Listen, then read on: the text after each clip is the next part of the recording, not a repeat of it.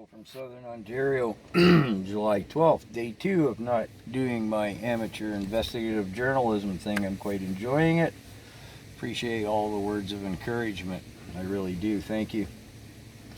But it doesn't mean I'm not keeping an eye on current affairs. Moldova, we just gave them $6.5 million to address climate change and gender equality. Well, as is usual with our liberal World Economic Forum government, that's not the whole story. Something was lurking in the back of my brain about this, so I went back into my multitude of notebooks last night to the Ukrainian laundromat book, which is something I don't do much videos about. It's a taboo subject, right? The Western nations want us to believe the Western media regard what goes on there. However, now I come to the point. 2024, here we are, September 2024, a 10-year, $120 million loan, excuse me, it's really hot. September 2024, a 10-year, $120 million loan to Moldova to address climate change and gender equality. And it was further promised technical assistance project at that point in time, though what the project was and what the further assistance would be wasn't listed at that time.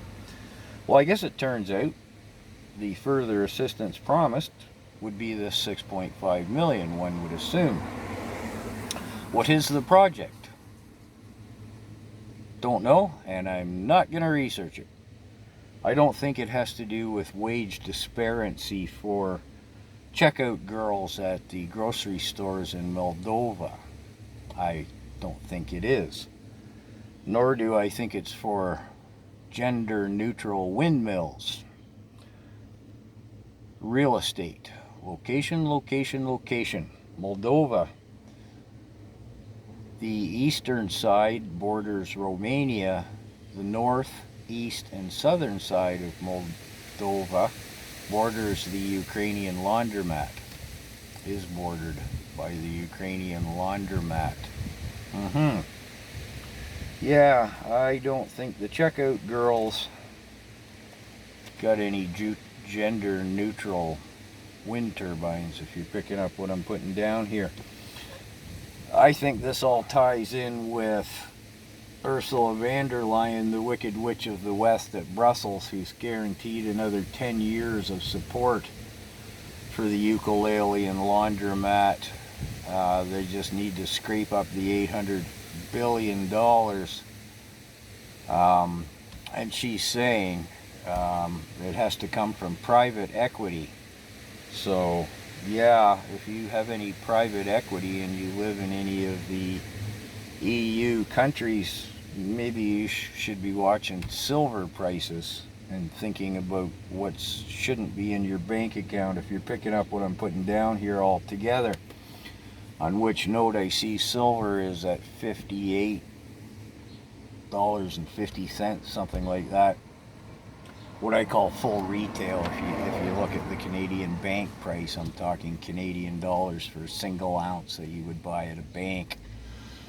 Not world US spot price, or please don't say in the comments you can buy it at places cheaper than your bank. Yes, I'm aware of that, but silver is at an all-time high.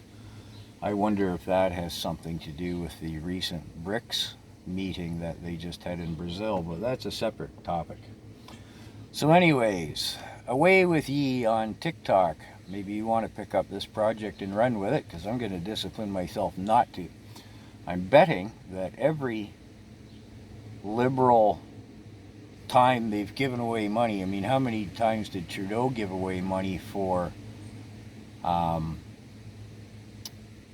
gender neutral climate stuff?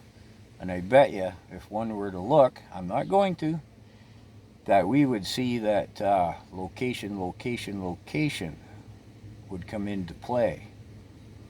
And don't wait to buy silver if you're in Canada till Moldova pays that $120 million loan back, because their GDP is like 16 billion US a year or something, a little under 3,000 GDP per capita. So yeah, I wouldn't